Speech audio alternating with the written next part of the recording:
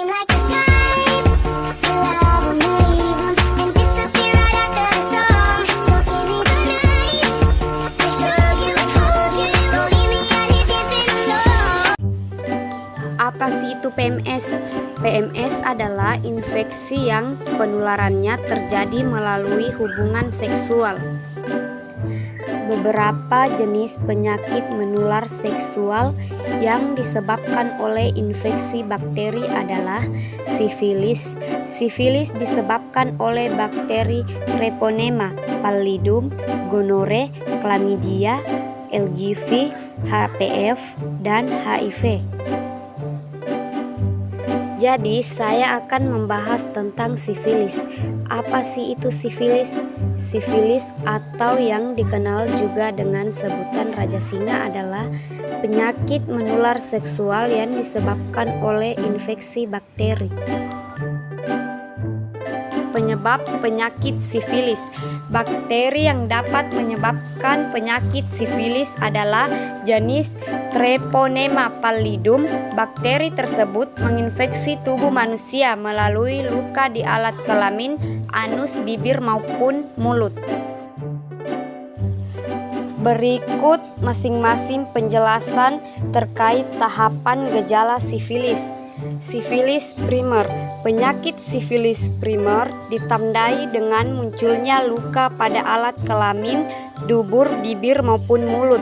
Ciri-ciri tersebut akan muncul di 10-90 hari pertama setelah bakteri Treponema pallidum masuk ke dalam tubuh. Sifilis sekunder. Sifilis sekunder adalah tahapan yang akan terjadi beberapa minggu setelah luka di sekitar alat kelamin. Setelah luka di sekitar alat kelamin, dubur, bibir, atau mulut menghilang. Di samping itu, penderita sifilis sekunder juga akan merasakan beberapa gejala lain seperti flu, sakit kepala, nyeri sendi, demam, merasa lelah secara berlebihan, pembesaran kelenjar getah bening, rambut rontok, penurunan berat badan. Sifilis laten. Di tahap ini penderita sifilis tidak mengalami gejala klinis tertentu. Di 12 bulan pertama sifilis laten terjadi, penderita masih dapat menularkan infeksinya. Namun setelah 2 tahun infeksi sifilis sudah tidak dapat ditularkan lagi meskipun bakteri penyebab sifilis masih ada di dalam tubuh. Apabila tidak segera ditangani, sifilis laten dapat berlanjut ke tahap berikutnya, yaitu tersier. Sifilis tersier. Infeksi sifilis tahap tersier ini merupakan tahapan dalam penyakit sifilis yang paling berbahaya. Tahap ini biasanya muncul 10-30 tahun setelah infeksi primer.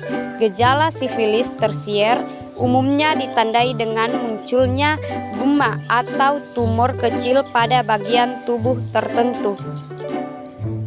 Langkah pengobatan sifilis dilakukan sesuai dengan tahapannya.